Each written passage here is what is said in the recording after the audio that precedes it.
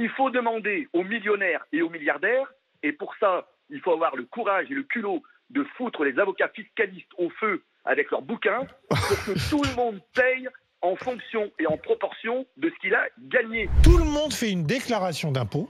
C'est vrai. Personne enfin, tout le monde est assujetti à l'impôt sur le revenu.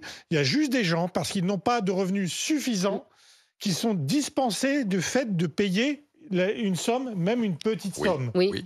Mais sur les faits, ces gens-là, même quelqu'un qui est au SMIC, qui n'est pas imposable sur le revenu à la fin, il va déclarer. Il a payé, il a déclaré. Et d'une autre manière, sur son salaire, il a payé la CSG. Oui, mais le symbole n'est pas le même et tu le sais très bien. Mais le symbole n'est pas le même. Mais non, mais personne ne sait. Oui, mais peut-être, mais personne ne sait qu'il est ponctionné de la CSG. Enfin, en plus, si une personne n'est pas au courant qu'en allant acheter un téléviseur ou un fauteuil ou une râpe à fromage, il paye 20% d'impôt. Ça, c'est la TVA. Mais ce que je veux te dire, c'est que là, en fait, symboliquement, tu verrais que chaque mois, tu payes 1 ou 2 euros. Et à mon sens, ce qui serait bien quand même, c'est que l'État dise où va ces 1 ou 2 euros.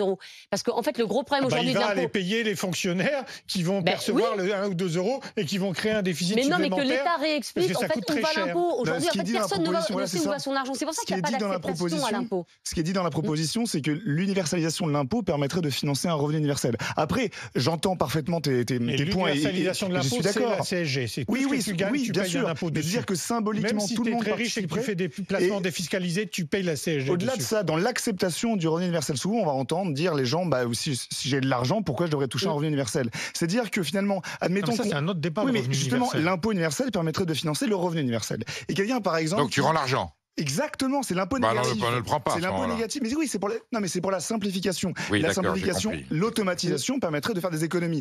Tout le monde paierait, mettons, 400 euros en plus. On verserait les 400 euros à ceux qui en auraient besoin. Et ceux qui n'en ont pas besoin, on prélèverait les 400 euros. C'est pas le débat. C'est une très bonne idée. Moi, je suis pour une participation contributive du salarié.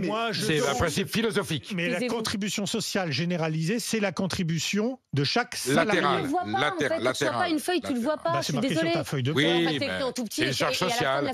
C'est une charge sociale de plus. C'est une charge sociale de plus. Vous avez vu la ligne sur votre feuille d'impôt? Oui, elle fait très mal. Elle fait très mal. Oui, mais parce que justement, on a une feuille d'impôt. Mais les frais de collecte, on a pour 40 euros de frais de collecte.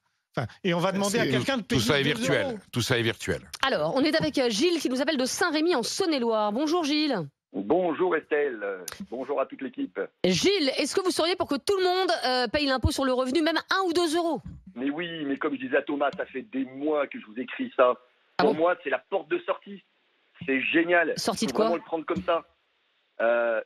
Chaque Français qui gagne de l'argent doit contribuer à hauteur de ce qu'il a gagné, un pourcentage.